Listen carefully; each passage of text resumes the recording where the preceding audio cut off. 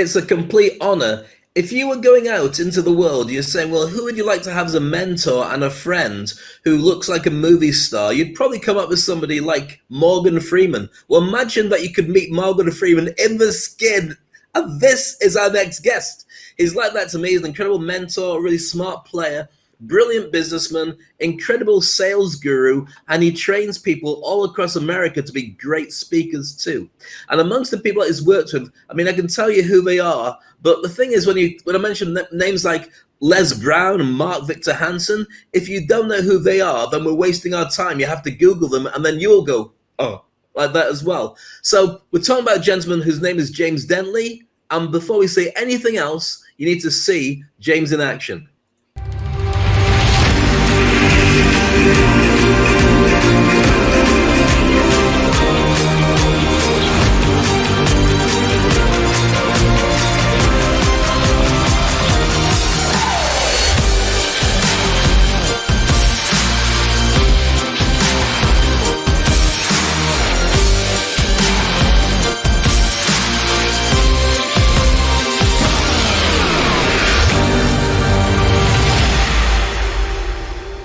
Ladies and gentlemen, put your hands together for the incredible Mr. James Dentley.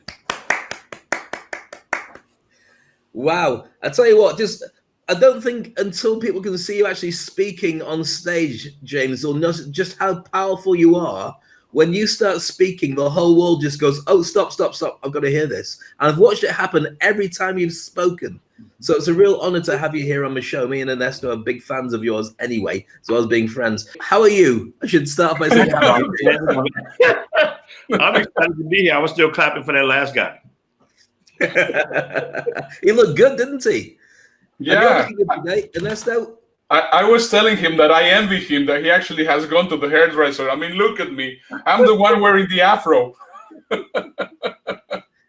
But it suits you. It's excellent. It accentuates your forehead.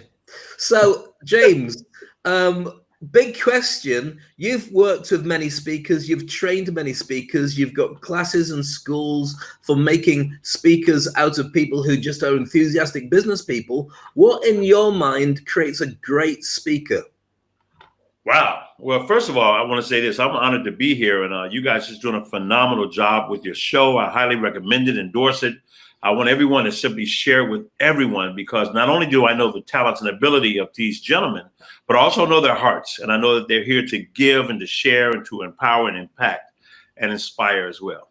Well, what makes a good speaker? I think one, first of all, that's fully self-expressed. You know, all of us have a story. All of us have very unique gifts. And a great speaker is a person that knows how to take a person on a journey within themselves that they cannot go on by themselves. And I think when you hit that stride, then you're walking right into greatness. And anybody can do it. Just have to be authentic. But there's so many bad speakers out there, James, and every single one of them seems to think that what they say will change the world. And I've watched them go on stage and watched everybody suddenly start looking in their phones for Facebook or funny videos or anything but watching them. So there's a more to a successful speaker than just changing people. What is that spark? Well, first of all, is understanding, Dave, that when you get on that stage, you are not the star. You are the director. The audience is the star. And the job of a director is to bring out the best performance, the best potential of the people that they're charged to oversee and to help develop and help string out the blind spots and open up their full potential. And I think when you can do that and you understand that, then the fears go away, the jitters go away, and you operate from a place of giving and serving to impact people and speak into their listening, into their nervous system, and they'll never forget you, because you'll put anchors and triggers inside of them that, and when they need that information, when they need that spark, it'll pop right there. It'll be right there for them. It's a bit like a martial art, isn't it? Sorry, Ernesto, yeah. You're next. No, I was just gonna say, I mean, I've been blessed to be also teaching in your speaker camp, being surrounded with amazing people. You attract incredible people, and you've been also the mentor and the teacher from many speakers around the world. Mm-hmm. And I have the feeling here that there's a lot of people which are that wanted to get into speaking, and then the pandemic came, and some of them are still figuring out how it would work. What would actually be the best advice that you can give to starting speakers right now? Number one, you have to get some training. You want to get some training because, see, we have a lot of people who have a natural gift, but they don't understand the psychology of how to put themselves in a certain state mentally, emotionally, and spiritually, how to use their voice as and paint a picture or create a story like an artist on a canvas, that you can use your voice like the soundtrack of a movie.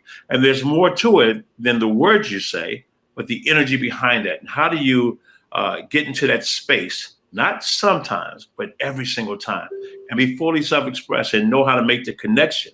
So they say what's in the head, there's a lot of thoughts there, but the truth is always in the heart. That's very cool.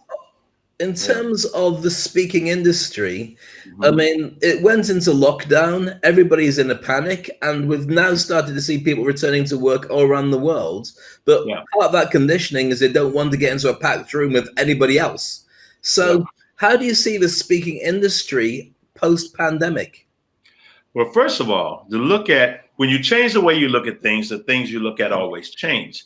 Anytime where there's great calamity, there's greater opportunities. It's always going to leave a seed when well nourished and planted in the right environment, will grow to equal and opposite and powerful advantage. Right now, it's the best time ever. You see, a lot of companies, they're slicing their budgets of traveling. A lot of their corporate employees won't be traveling anywhere right now because they've been shut down or they've been cut back for the last 90 days. It's affected the economy all over the world. So if you have a message, now you don't have to worry about having everything in place. You need your marketing, your branding, your core message, and understanding who is the demographic. Who do you serve? Who can you help solve a problem and fill a need? Because if you have any expertise, and guess what? We all do, that there's always a space for you, and you can use technology now to get there. But it's really about building your community and being on shows like this so you can get the exposure. But more importantly, and I'll just say this, I know it's my interview, but when it comes to stagecraft, there's nobody better in the world than Dave Crane. And when it comes to marketing and your branding and understanding the psychology of that, there's no better student of the game and master of the game than Ernesto Verdugo. So just being in the right company, in the right environment is what's going to help you grow and be able to flourish. And you'll figure it out from there. You'll find your audience. The audience is always out. Look, we have a friend of ours who has 350,000 people that follow them who are interested in an octopus. Surely there's some moms out there who want to know how to get it right. Or surely there's somebody who wants to know how to keep a good relationship, or whatever skill set you excel in. You can not only monetize that because you create value and you solve a problem and fill a need. You do that and you're there. Thank you very much for the compliment, and I also feel really honored to that we are friends, and I also that you are my mentor in many different ways. I know that right now you are creating your virtual platform, your virtual training platform. So would you give us for a short period of time a taste of the amazing training that you're actually sharing with your students? Well, first of all, it begins with your mental state, by putting yourself in the state. Everything in life happens two times. It's the thought, the thing, the inner, the outer, the mental, and then the in your mind, what you want to create. You can actually tell the future if you know you're going to create it.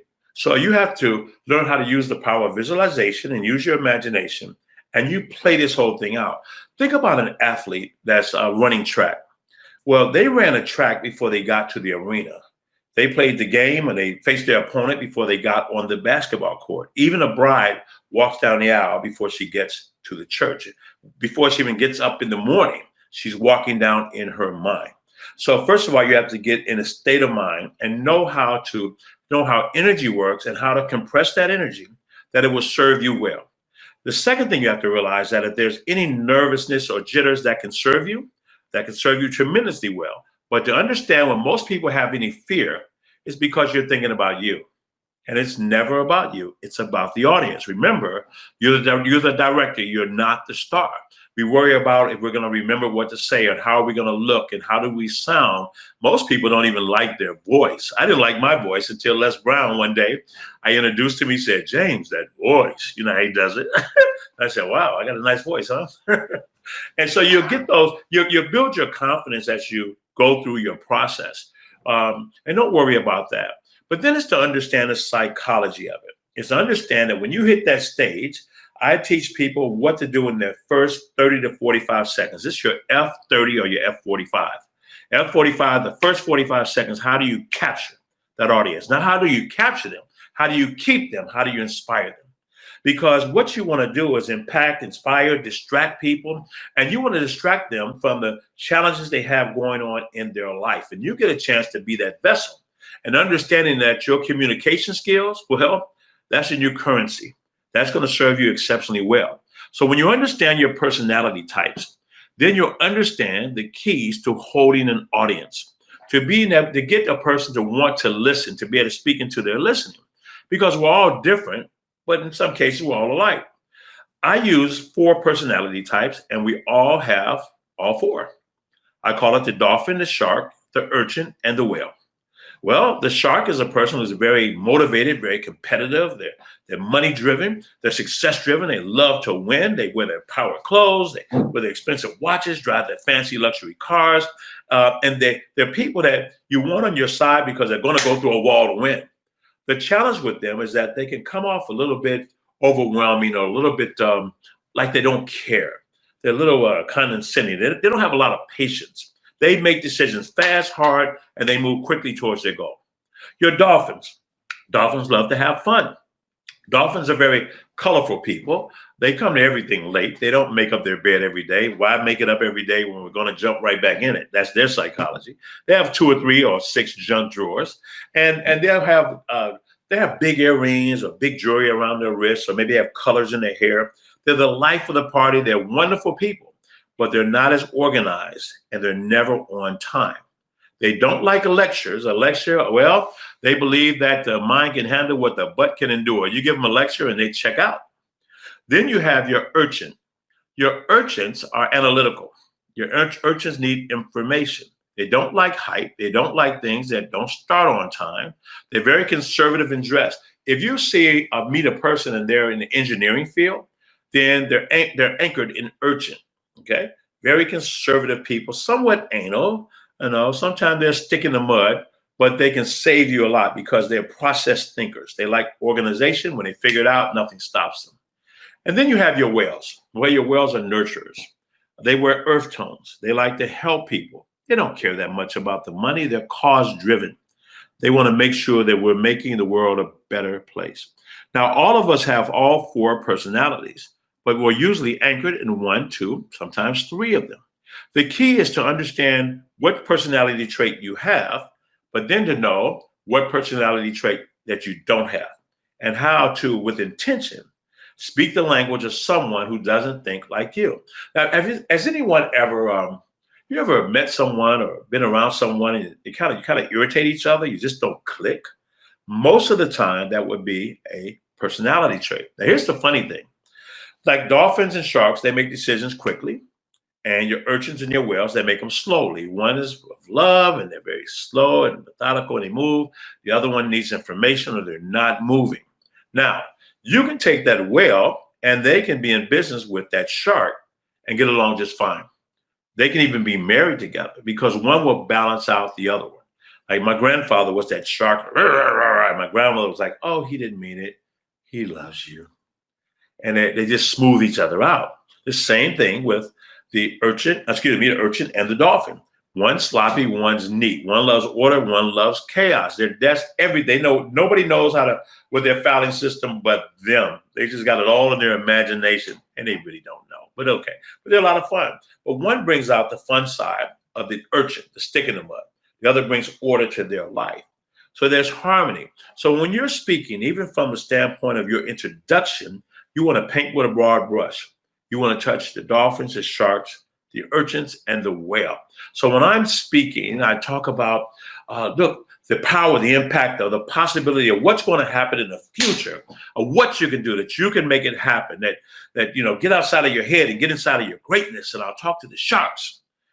Then the fun part comes the dolphins. You use your stories, you use certain parts of humor, your demeanor, you laugh a little bit, have fun, engage the audience. That will bring in your dolphins. Make sure you know your stuff. You use quotes, you use analytics, you use statistics. When you're well informed, that will anchor in your urchins. And know how to soften your voice and care and speak from your heart. Because from the heart reaches the heart, and you touch your wells. And from an introduction all through your conversation, that's how you speak. Now, you don't have to be in front of an audience. You can be on your corporate board. You can talk to children in the school. Any facet when it has to do with communication. It's how you communicate, because your success is in direct alignment with your ability to effectively communicate. It'll help you through a job interview, help you with your investment pool. It's going to help you when you want to cast vision onto a group of people that you want to enroll into this powerful vision, that you want them to get behind you. And as a great leader, you become a great communicator, because your title doesn't make you a leader. Only those people do. So how do you enroll people? And when you're communicating and you understand the psychology and enrollment, well, enrollment is just all about agreement, bringing people to agreement, getting people. Does this make sense? Raise your hand. That's agreement. If that makes sense, nod your head. That's agreement. Hey, stand up. Does this make sense? That's agreement. If you're ready to walk with me, meet me. Stand up and go and sit around. That's agreement. To bring people to agreement, to get a person to say, yes, that makes sense. Yeah, that makes sense. I agree with that. Even on a subconscious level. Now, the next part is to understand the power of your voice, like the soundtrack of a movie. If you look at a movie, do you know the soundtrack that you barely pay attention to? That really is what anchors the entire experience. The music and the mood, the soundtrack soften your heart and bring you to tears. The soundtrack can make you laugh. It can bring you to tension. But it's behind what you're seeing and what you are hearing. I'll give you an example. You're watching Jaws, okay, and the shark's coming to eat up people, and it's dun-dun, dun-dun-dun-dun, and there's a tension, and people are swimming around. You see the legs under the water, but there's a soundtrack that taps into your nervous system, okay? Now, and then here comes the shark and goes right past the person, doesn't get them, but your body flinches to tension. Now, what would happen if we change the music? Here comes the shark. Shark's about to eat the little boy. And instead of hearing dun, dun, dun, dun, dun, you hear changes the entire scene. Imagine the movie Scream. He's jumping out behind the closet with a knife, big butcher knife, long white mask, the black hood on. You hear dun, dun, dun, dun, dun, dun, dun. It would change the experience. So know how to use your voice. Now, loud and fast is for impact. You want to create impact? When you set yourself on fire, the world will come out and see you burn. It creates impact. It jolts the nervous system. Loud and slow is for emphasis. When you set yourself on fire, the world will come out and see you burn. It's emphasis. And they also provide different anchors. Now, low and fast is for engagement. When you set yourself on fire, the world will come out and see you burn. Not that someone has to remember and hear every word you said, but the urchins will know that you know your stuff. And then low and slow is for emotion. When you set yourself on fire, the world will come out and see you burn. And that will smooth out your nervous system. When you combine those two with the personality traits and the other things we talk about in stagecraft and positioning and frequency, my book behind me is the 5 frequencies of high performance, then you can nail it. But you want to take people on a journey that they cannot even experience independently of you. So it's really about learning the power of listening to the listening. Now, of course, there's open loops, there's tiebacks, there's anchors and things of that nature. When you tell the brain to imagine, for example, when you tell your people to imagine, the brain just goes on that journey. And whatever you ask the brain to do at that point, it's going to follow that tread. Have you ever heard somebody talk about, imagine you have a lemon in your hand. Imagine you have this lemon and you see this lemon and it's yellow and just washed it, it's glistening, and you cut it open and you see that pulp and it's glistening, it's fresh. and you were smelling it. It's got that good lemony smell. And they ask you to take a bite in it, and everybody's mouth like, but there's no real lemon. When you ask the brain to imagine, then it's going to trail off to what you say next. This is called an open loop because the brain is a closure-seeking mechanism. Okay, that's why sometimes we assume somebody's going to say something before they finish their sentence. It's how the brain works. So what I'm going to teach in this is how the brain works, how to use your voice, how to craft your message, how to tell your story, and how to create an experience with people that distracts, disputes, and inspires. Distract them from the challenges and the self-limiting thoughts they may have. Dispute the fact that the story that they're living in, that there is more, there's something better. There's greatness inside of each and every one of you, and it's waiting for you. And inspire them that they count, they matter. And with their story, they can help inspire and impact and serve someone else whose life can become better because they feel like they're all alone. And then you come and shared your story. And there it is. That was amazing, Mr. James. Thank you so much. When you're just talking about all those different things, and we all lecture, we all train, and we all coach people, but when we hear a master like yourself sharing all those tips, it was something really special. So thank you, James, for joining us on Fast Forward and sharing those. I could have quite happily just sat here and carried on listening because it was phenomenal. Really good. Really good.